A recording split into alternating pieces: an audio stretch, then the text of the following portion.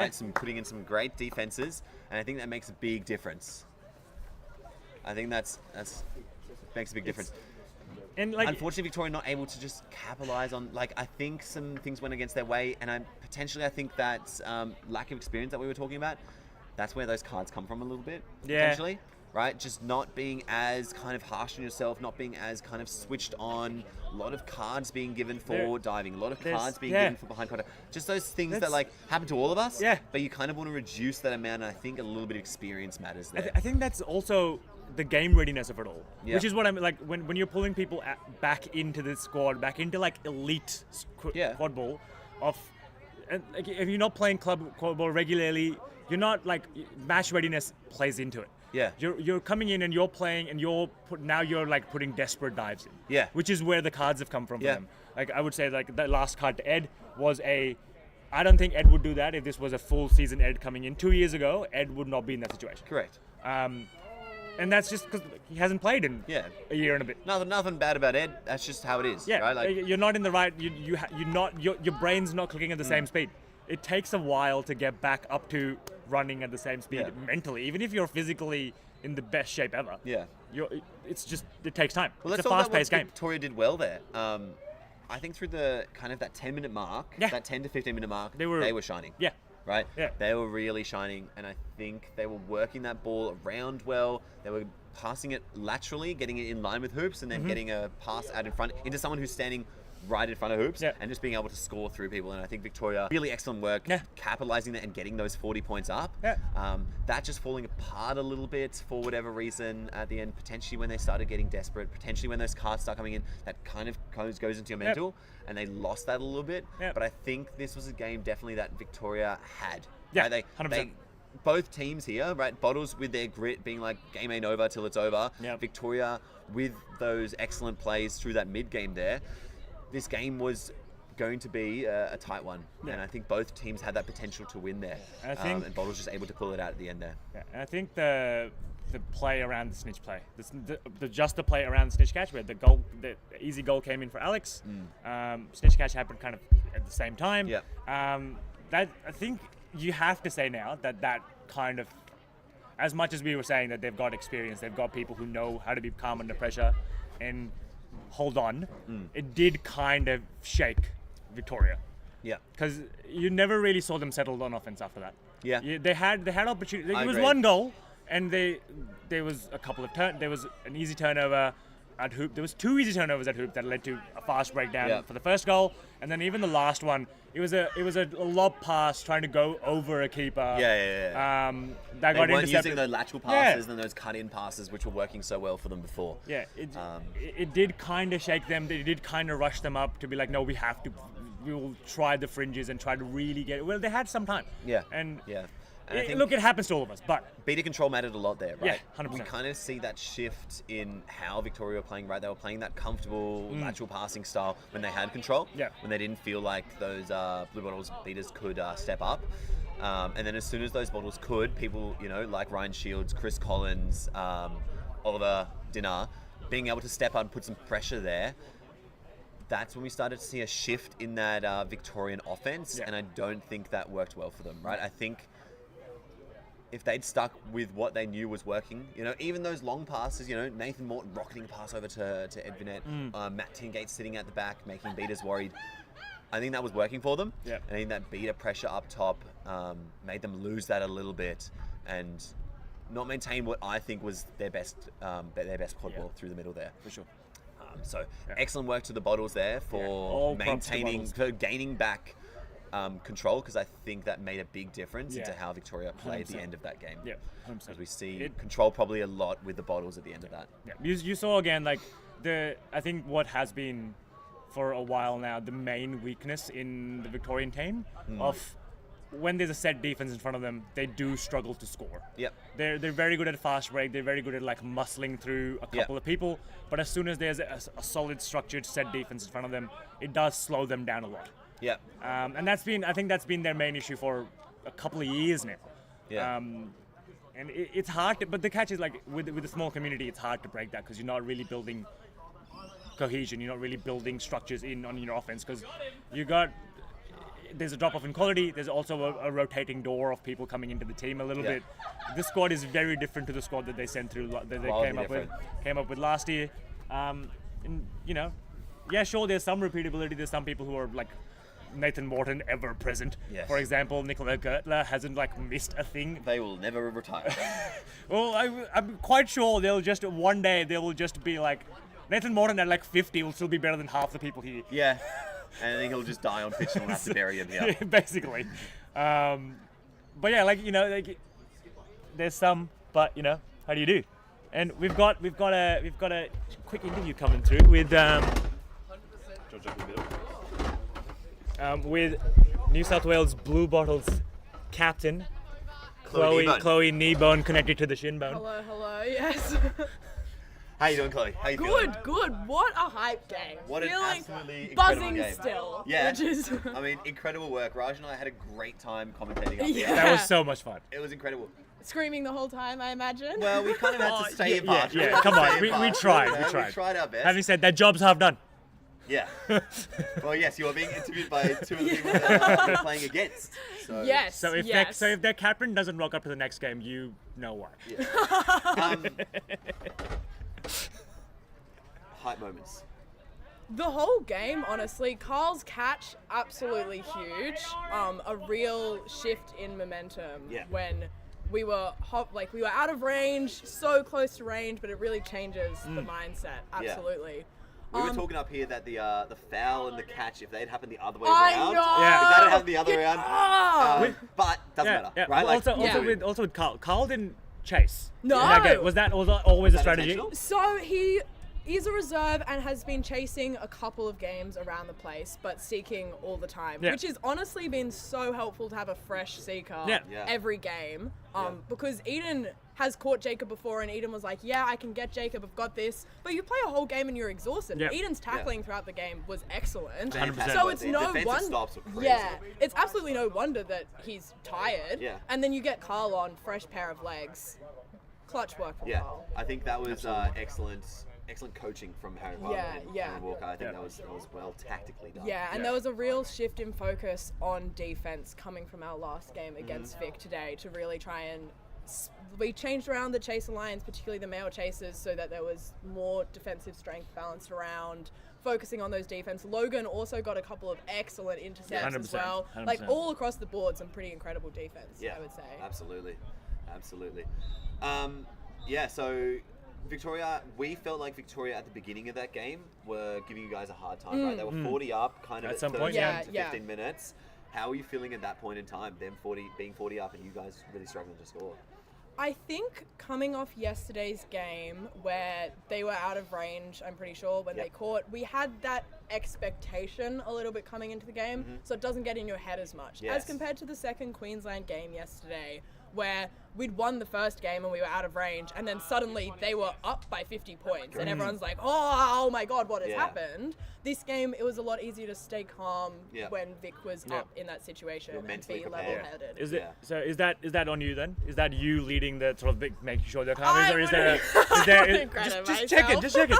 Or is it from coming from the coaches then? Like, I can't imagine Cam Walker being the calmest person in the sub box.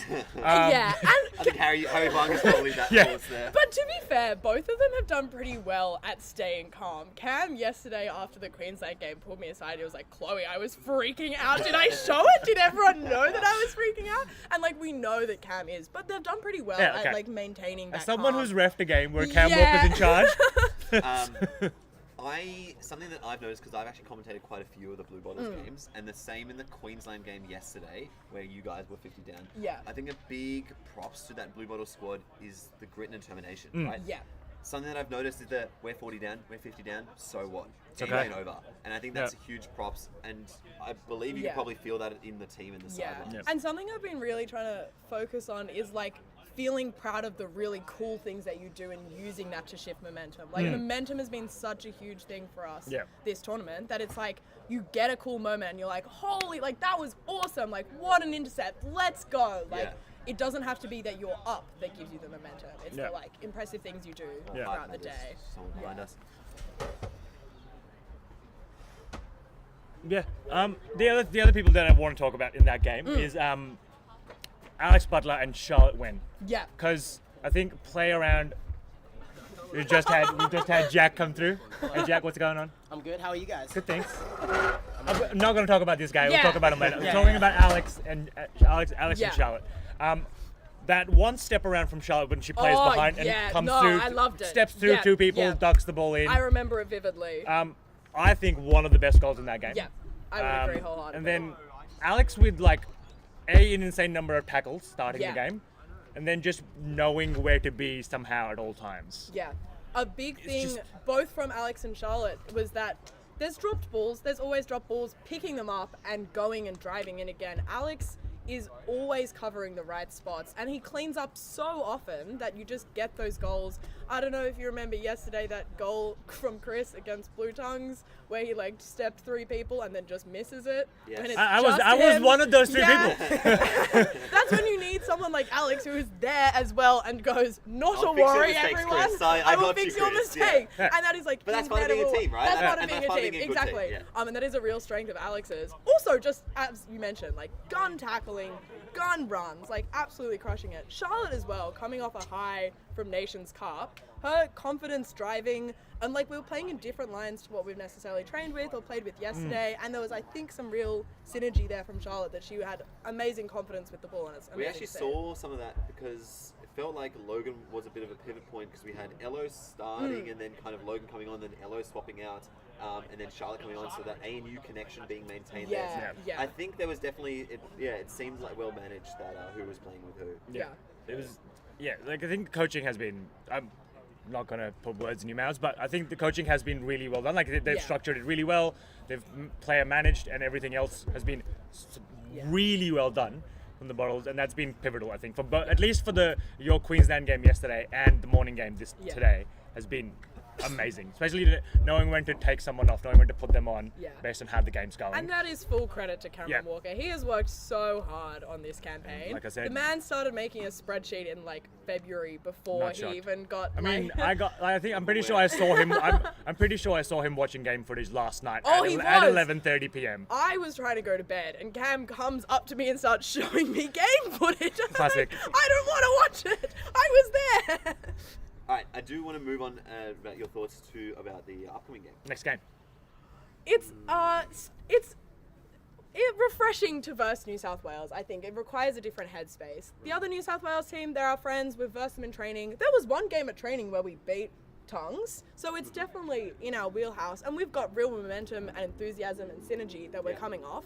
But I think the mentality is a little bit different to the Victoria-Queensland games. There was our aim is to beat Victoria and Queensland. Now we can relax and just have some fun and do some cool things. So I was talking to Raj, and I think sometimes, because obviously us being part of the New South Wales squad, we're aware that was the goal. And I often think that once you achieve that goal and you're like, okay, now I can play a little bit free. I actually think people often play better then. When that pressure is a little bit off, people are like, I don't have to do this, I don't have to do that, and just play good Quidditch. I was talking to Amy yesterday, and she said that exact same thing, that her favourite game that she played yesterday was against Tongues, because it's that relaxed. The people who are tackling you, they're not trying to hurt you, they're just your friends. You can run against them, you've done this before, you've versed them frequently. It takes the edge off, makes it more relaxing, easy to have a bit of fun. That's what we're here for. Coming probably with a bit of a more competitive mindset. Giacomo, do you have any thoughts, any thoughts about the Tongues game? You can lay it into us. Yeah, I hear you guys talking a lot about having fun and relaxing, but this is why I wanted to go to you. But no, I've got a job to do. I've made a hit list, knocked out 2 of the 3, and I'm yet to kill New South Wales A. So coming into this game, I've got a goal in mind, and I know we've got a team that can complete that goal.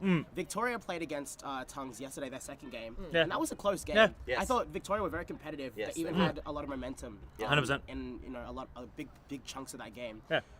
You guys obviously caught the snitch, but I think that. Game. Snitch rate, it was 10 points. Yeah, and we just beat Victoria. So I think if we play, as well as they did, or better, we have a really, really solid chance. We've got really good snitch catches too. Shout 100%. out Carl.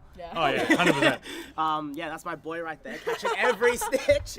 But we just play our game. We know how to play against you guys. You know us pretty well, but.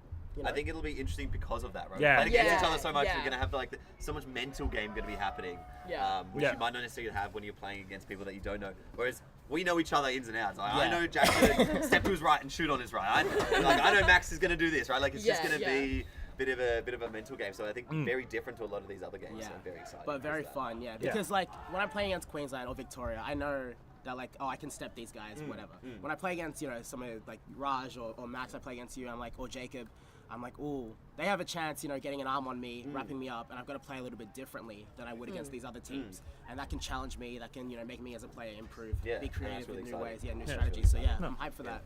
Looking forward to it. Awesome.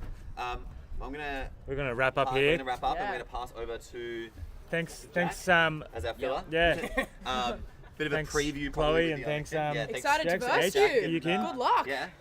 Have fun. I'll be back to help commentate this next game, and I'll get something to drink. We'll go warm up, tape up, get ready for these guys. Is it me and you, Max? I'm just gonna go get I've been sitting for an hour, so I'm gonna go for a walk and stuff. Yeah. And I'll be back. Yeah. Thanks, Tim. Enjoy the next game. I'll be chatting with you. Easy.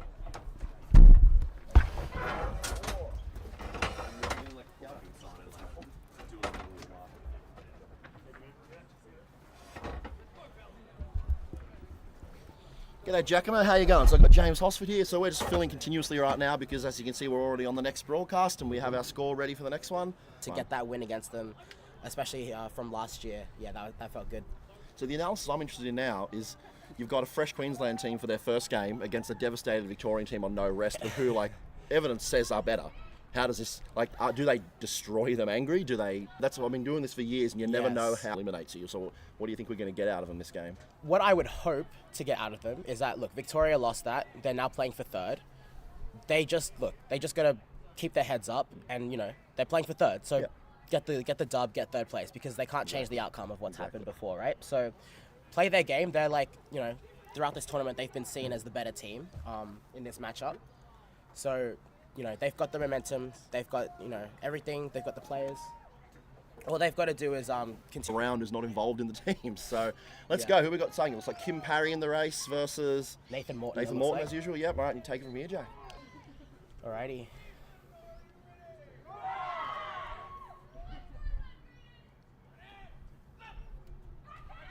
And we're off. Kim Parry scoops it up, but is beat out. Nathan Morton with the quaffle, he's looking. So there's that left foot.